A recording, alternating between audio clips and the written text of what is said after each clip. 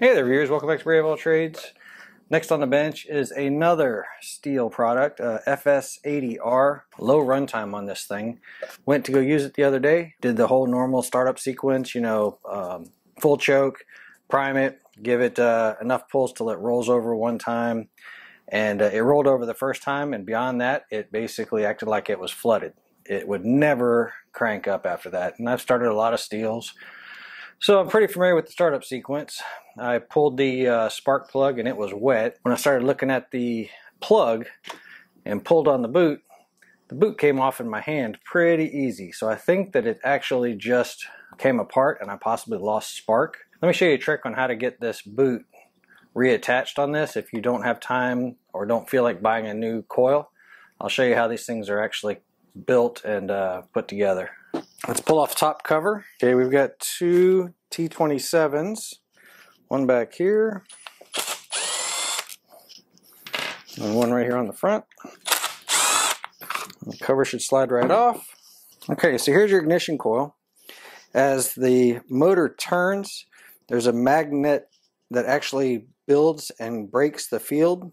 That's what's giving you your spark coming out of here. You've got two connectors on this coil. One of these connectors is tied to the motor. It's basically the same potential as the motor. This is what gives you your ground or your kill. So if either of these was disconnected or the switch up here was bad, you'd never be able to shut it off. Basically it would just keep sparking every time that flywheel passed over the coil. It runs up to this switch. This switch is what either is open when it's running or closed when you press it to the stop position. When you push it to stop, it completes that circuit and then pushes that same electrical ground up this black wire and then down into the coil and says, hey, stop giving me spark, right? That's how the coil works. What we're going to do, try to attach the end of the spark plug boot back onto this wire. So if you look at this wire, it's basically a rubber insulator around a piece of metal stranded wire. Let's dig the electrical piece out of here and I'll show you what we're getting ready to do. So normally a spark plug has a boot that goes on to the end of it, just like that, right? So has anybody ever wondered what's inside these things? I'll show you.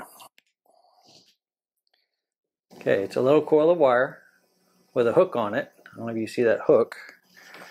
And that little coil of wire is what you're normally attaching to the end of your spark plug. So it normally sits on there just like that. And then this little hook is what digs into that spark plug wire itself. All we want to do is take this and put this back on. Sometimes if you have enough space on this boot, you can shove it back through that direction, right? I'm not positive we're going to be able to do that on this one. I think we're going to have to come through the other way. So for this one, we're going to work this boot. Let's lube it up real quick. Get a little bit of silicone spray.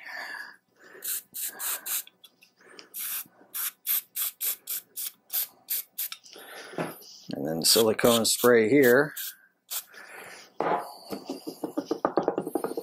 Let's work that boot back up in there.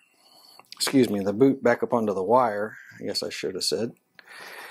I'm gonna have to grab the wire and pull it out because it's at a 90-degree bend.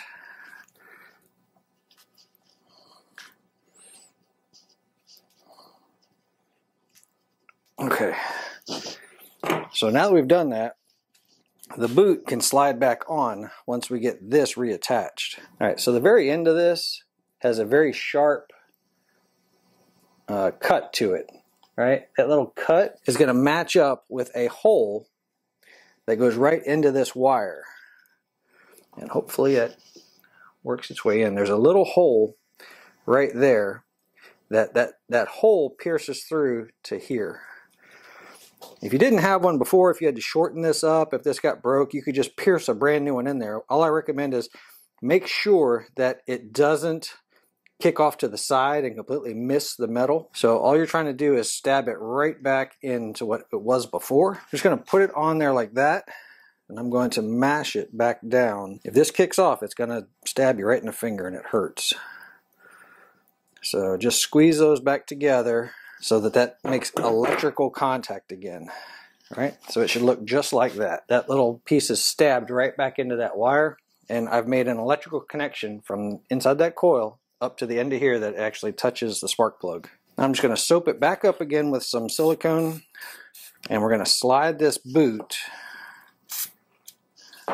back up. I want this here, the top of this, to be at the top of the boot. So you'll see what I'm talking about here in just a second. I'm going to slide this boot back down, and this is the part that's going to be tough to show on camera. I'm going to slide this boot on so that this is now sitting flat in here, so that the wire comes up here and stops. So this is going to work its way all the way up and be sitting right there. Let's try to get this all in one fell swoop.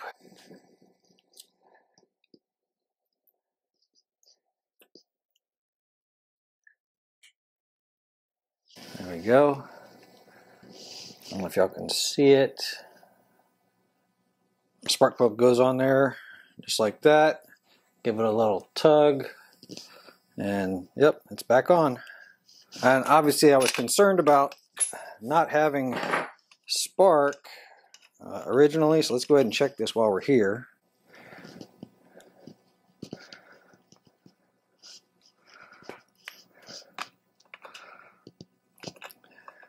Let's see, I was in the start position. Let's do that so you guys can see. I can see the spark. I'm not sure if you guys can. And it really reeks of gasoline.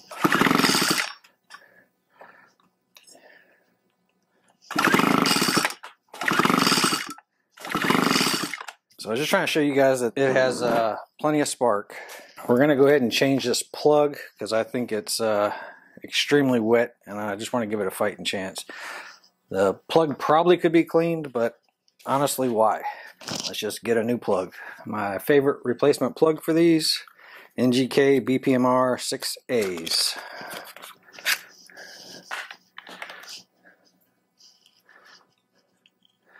Can make sure that this one starts.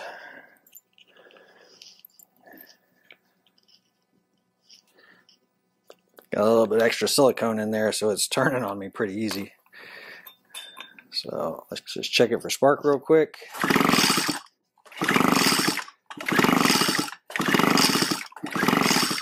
Yep, got really good spark. Nice blue spark. Anyway, that thing is really has a lot of gas in it.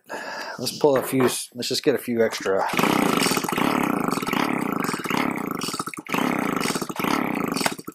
Blow any kind of extra gasoline out of this thing that we can.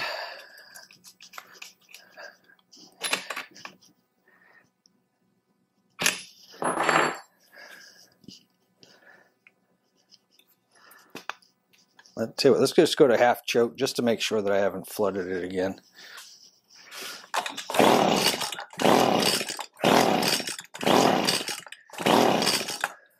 All right, full choke. That thing just reeks of gasoline. Let's see. And my brand new plug is just soaking wet. So either I didn't build enough compression, which I'm fairly confident I did. I didn't have spark, which we just saw we had spark, unless the coil is weak and not sparking under load. And we can check that with a coil tester, by the way. Let me show you how that's done. So you just get yourself an ignition tester, coil tester. All you want to do is one end goes down into the spark plug boot, the other one grounds to the frame. Ideally on this one, I usually set it so I have my gap is right at that first line after the 0. There's a point here on the end, and then I'm backing this up to make it jump that gap.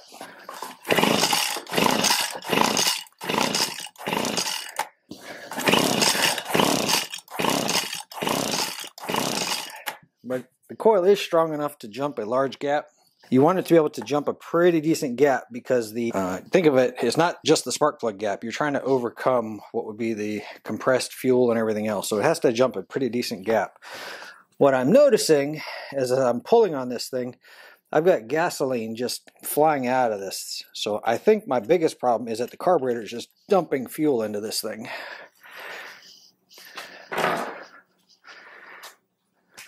Let's get the coil tester out the way. You guys see all that extra fuel in there? It's just basically just dumping fuel into this thing. So I'm going to check the adjustment screws real fast just to see where we're at. I don't care about the idle speed as much as I care about the low jet. Let's see. The low jet, this inside one right here. Let's count them in. Half, 1, 1 1/8.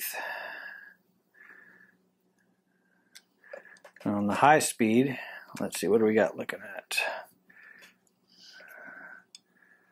Half. Oh, I'm sorry. That was 1.5. I'm sorry. When I said half, it was actually a full turn. So 1.5 turns on that. So the carburetor adjustment screws should be really close to being on. It should not be dumping fuel like that.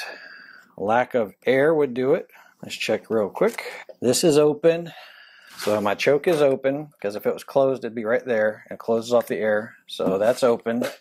Let's verify that it's not a saturated air filter and no air can get through. Let's just try that. Before I get too far, let's make sure that there's no fuel left in this thing.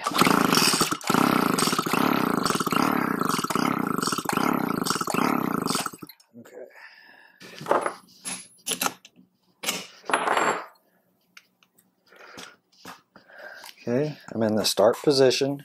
Let's go high idle. That's wide open, because if it's flooded, you don't want any kind of a choke right now.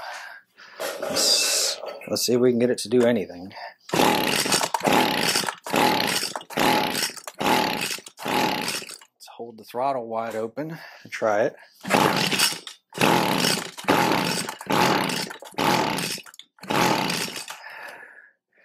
Got gas just pouring out of the muffler.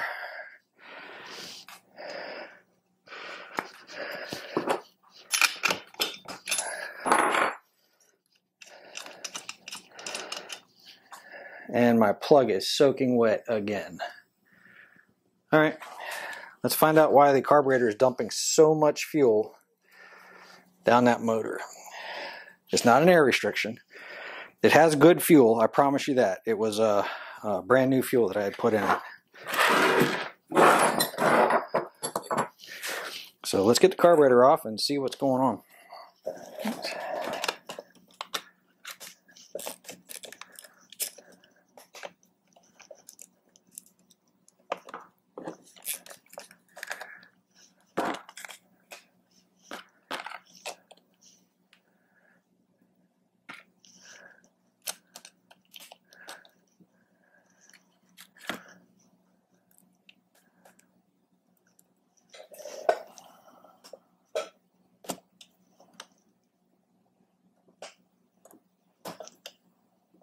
Just vent this, make sure that I don't have too much pressure. Pull the throttle, so hold that open. All right, I'm holding that part open. I'm gonna let go of the throttle, push the cable down, and it pops right out. So just looking for anything that would stop the metering of the fuel, basically just keeping it open.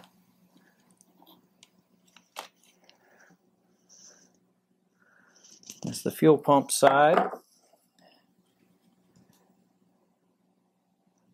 I mean, it's saturated, but I don't see any dirt.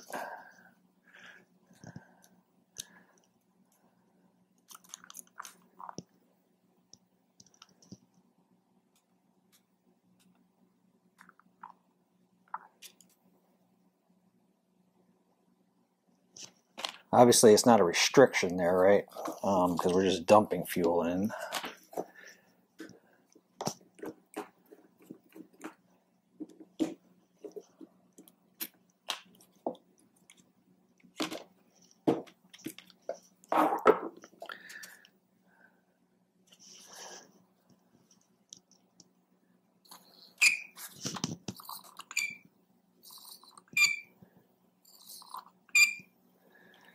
That appears to be working okay because it was holding the fuel in there and it allows me to pump it out.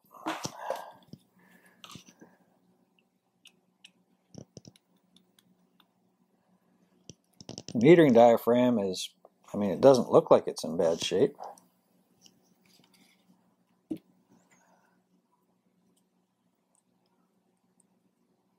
Yeah, it's not clicking or anything. It's actually not in terrible shape. What I do see, however, a little bit of what appears to be green crusties around this area, and I'm wondering if any of that got loose and held this jet open. The metering valve held it open. So let's pull this out. We're going to spray all this out of here and then see if that was our culprit. I don't know if you can see it. There's just the slightest bit of green crusties in here. I mean, it does not look like something that needs to go in a ultrasonic. Hold your finger over that lever when you take this screw out because there's a spring underneath it. And then slowly let it all loose.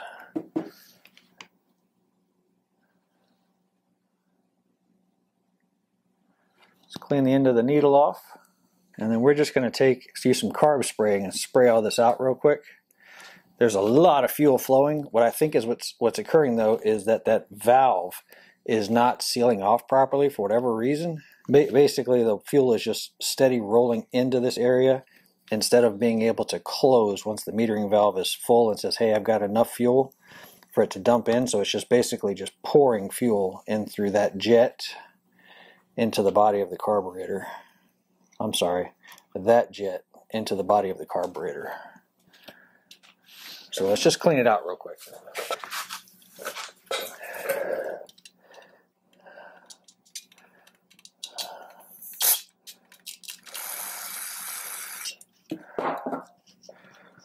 I don't want to lose that.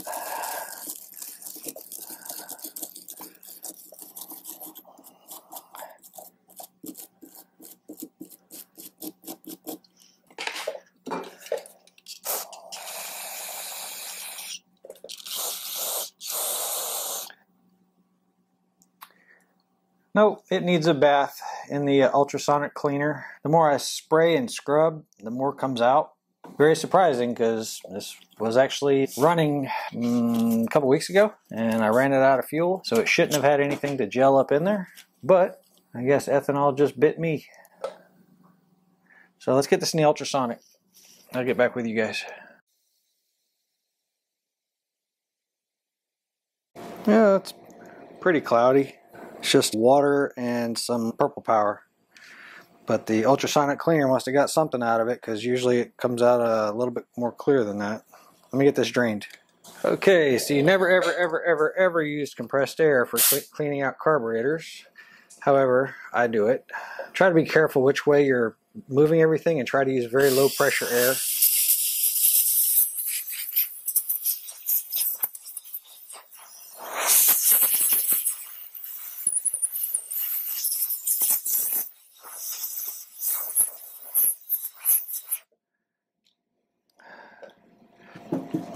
If you're a fool like me and you like using compressed air, on the jet side, make sure the air is going that direction, not the other way.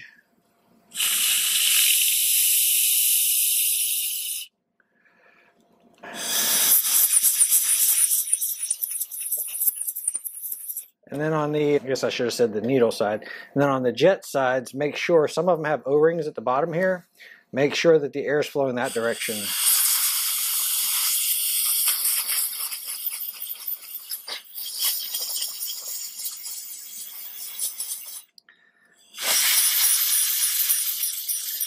I'm purposely not aiming towards that screen. That screen, usually you would change that on a carburetor kit. The other side of that is that O-ring that I was talking about, or excuse me, the seat down there that I was talking about. So I've got my finger over the top of that just in case air does hit that.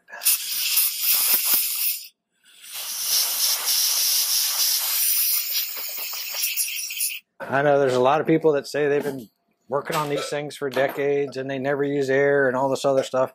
I use air, right? It works for me. I'm just going to leave it at that. We're going to be changing out some of these gaskets that are less than impressive. Take those away. So this body of this carburetor says this was a HIPAA 010189 carburetor. So at some point I changed this to an aftermarket carburetor. A lot of people are going to say that's the beginning of the problems, and they might be right. But this is more about learning, and also I want to be able to knock some weeds down and get this thing back in operation. So I'm not really sure what I did with the old one. But most of the carburetors are going to be either Zama or Walbro. There's also Tillotson, several other ones. But the majority of the ones you're going to run into are going to be Zama and Walbro. This happens to be a Zama. The dead giveaway is the slope right here. I think there is a Walbro that has a slope to it, but majority of them like that. So there's another stamp on the side of the body of the carburetor. It says C1Q, and that's the other dead giveaway. They sell a kit. I'll link it in the description. These are carburetor adjusting gauges. So on the Zama carburetor, Z, right, it has a C1Q right there. So C1Q meaning that this side right here is for the C1Q. This over here is for the C1, C1S, C2, C2S. Anyway, so it's flat on this side.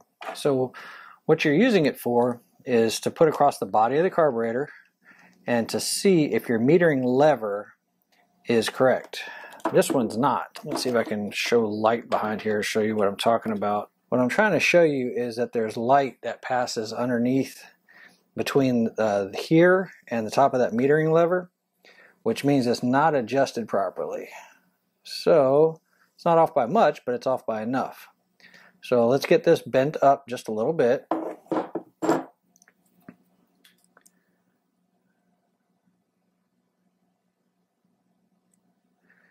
And keep checking until it just touches.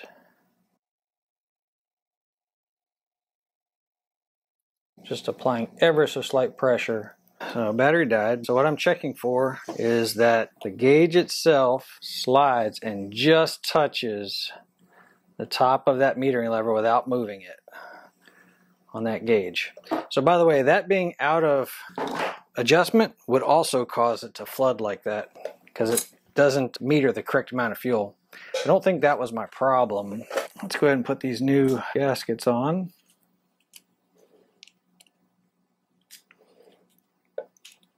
So the reed valve gasket goes first because it actually touches against the body. Those holes right there, these reed valves, are what keeps it, allows air in and fuel in, and then the gasket and then that body.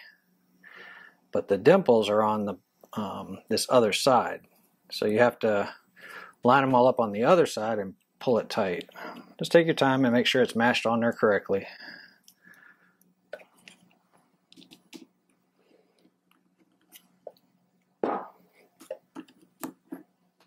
That good and snug. I changed out the metering needle.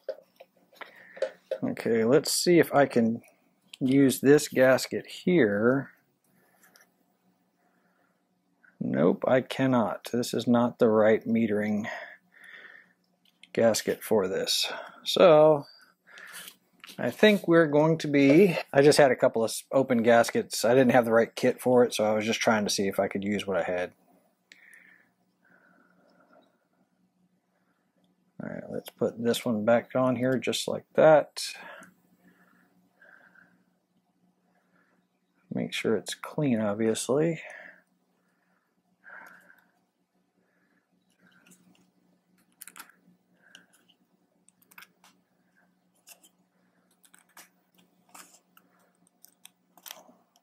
If it still floods after this, we're just going to order a new carburetor because now that I know that this is a aftermarket carb, that alone is usually enough to say, okay, it's probably not worth a darn. HIPAA's not a bad name, but it's not the original Zama carb.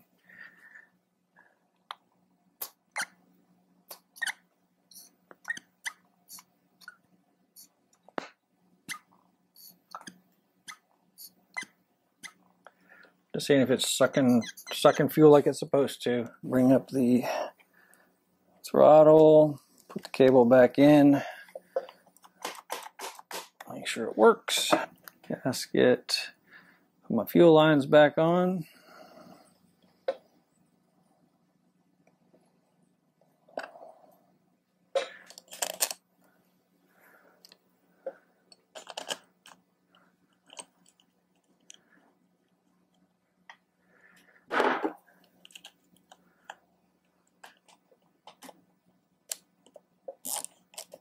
thing just reeks of gasoline.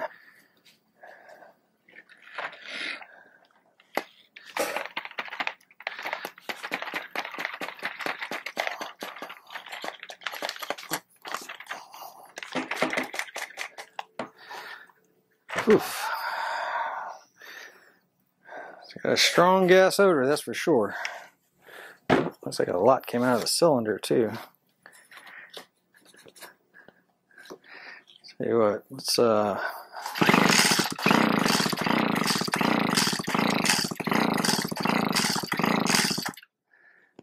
get anything we can out of there.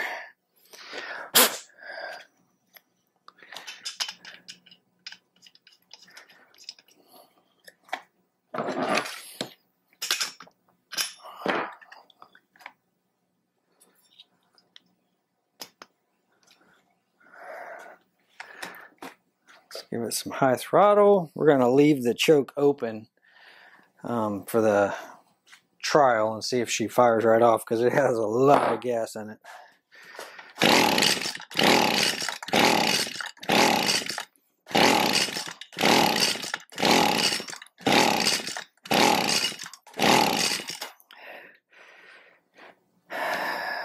Let's go ahead and prime it a few times.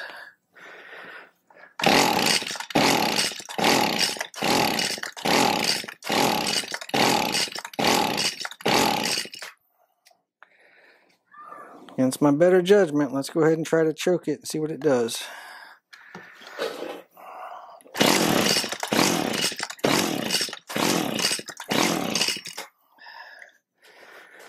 Okay.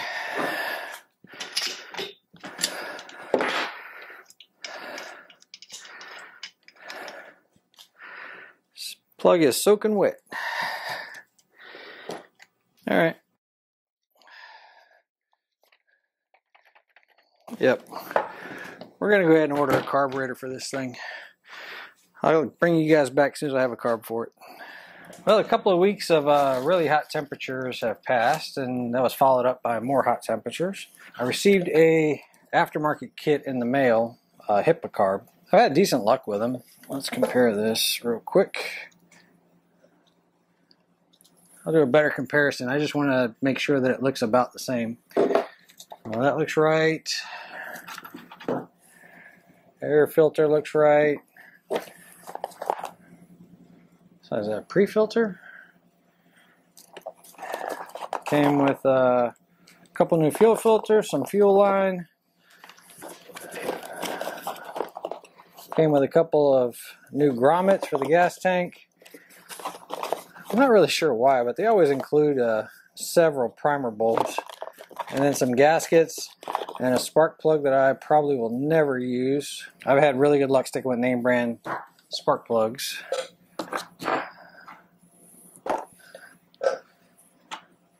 And I always keep extra spark plugs on hand because it's an easy one to change, and you'd be surprised how many problems I've fixed just by changing out the spark plug. So let's get an 8mm socket for this.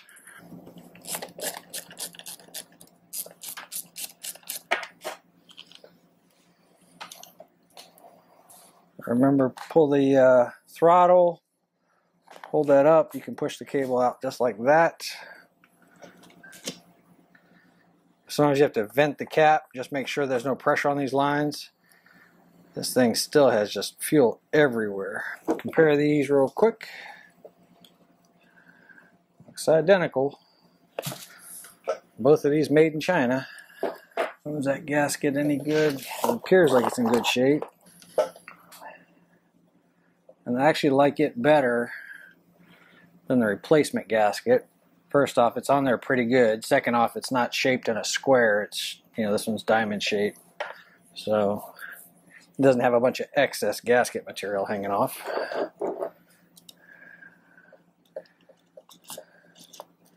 These fuel lines really aren't in bad shape. And put those back on. I don't have a fuel filter restriction problem, obviously. Let's go ahead and get that cable on there before I get myself in a bind here. I'm going to compress that throttle and just wrap the cable down underneath it.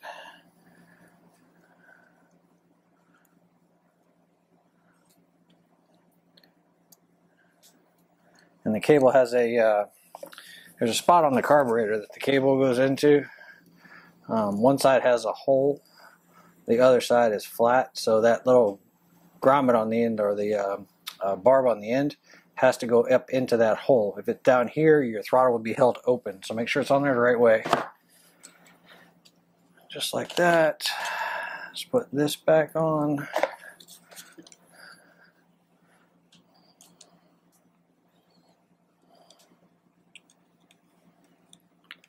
Got 2 air conditioners in my garage here, and both of them working overtime right now.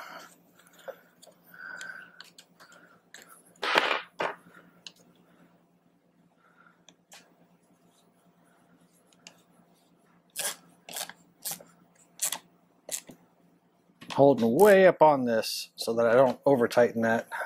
It looks like one of the pre-filters would be right here. So pre-filter gets changed for this. And then the other filter goes right here. We're going to leave those off for right now until I figure out if this thing's going to run and if it's going to flood just like the last one. Worn out rings would do this.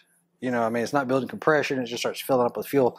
My problem is the quantity of pulls that I'm used to getting it started, I wouldn't normally expect to see that much fuel dumping in there. So that's what's got me a little bit confused. So that's why I'm leaning towards carburetor.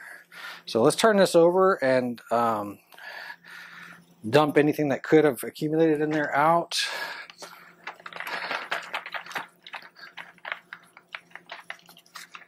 All right, new spark plug, somewhat dry.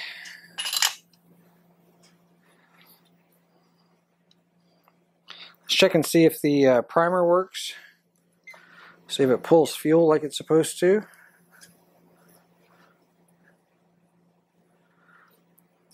I actually like that better. Didn't hear a whole lot of hissing and a whole lot of gas moving and whatnot, so it primed up like it was supposed to. Let's put the choke on. Put it in the start position. Let's see if she fires up. Alright, so it fired, or usually you see or hear a pop or something like that. That was actually a pretty good fire, so let's move it to the half choke position.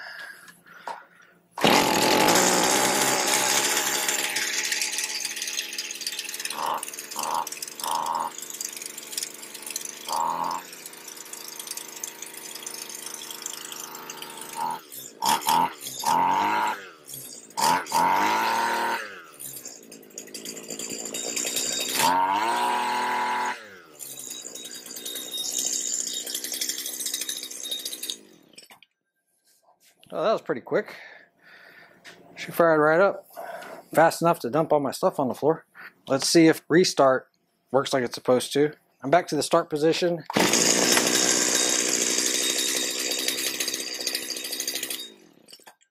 Might need a little bit of a carb tuning. So it seemed like it was a little bit rich when it was running wide open. So anyway, your low speed screw, so your idle speed screw, leave that for last. You might have to turn it up a little bit when you're doing your adjustment. So your low speed screw, while this thing is at a somewhat fast idle, adjust that low speed screw until it's at max, at your maximum RPMs. It'd be about a turn and a quarter out, something like that. If you get max RPMs while it's all the way in, you probably have an air leak, or your adjustments are way off. Probably about a quarter and a turn, something like 1 1/4 to 3/4 to 1 1/4 turns out on the low, and that should be about the sweet spot for idling really well. When you have wide open throttle, basically you're holding it wide open, adjust your high speed screw for maximum RPMs, and then I usually go just a little bit rich, which would be counterclockwise, just a little bit. After maximum RPMs, I bring it back a little bit, and that just makes it run a little bit richer, keeps the motor running a little bit cooler, makes the chainsaw, weed whacker, anything you've got, makes it run a lot cooler when it's running rich like that. So lean condition will cause this thing to run cherry red hot, burn up a cylinder, burn up rings, everything else. Anyway, let me put the covers back on, and I'm going to give it a try. All right, got a little adjusting screwdriver. Let's put this back to start, or run, should I say. Choke is off already.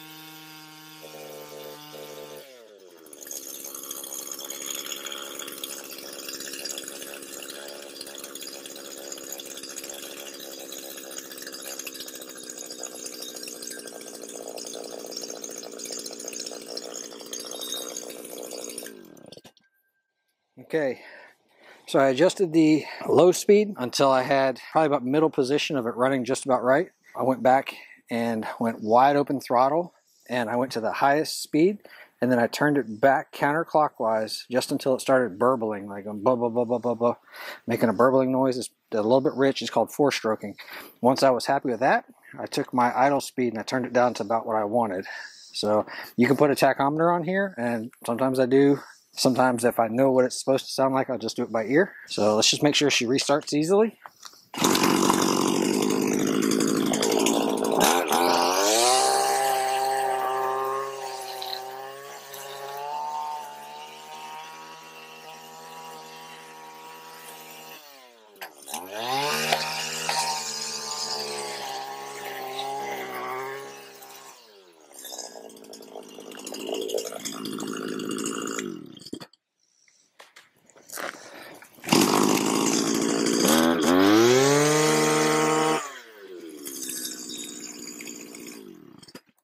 I think we'll call that one a win. I'm running a little bit rich. I'm happy with that. The wide open speed may be just a little bit high. When I had it on its side, it sounded a little bit high. So might be just a little bit of tweaking, but it's really close. So it's just fine tuning now. Thanks for hanging out, guys. I hope you got something out of the video. If you did, smash that like button and subscribe. Catch more of the same type of content. I'll catch you guys on the next one.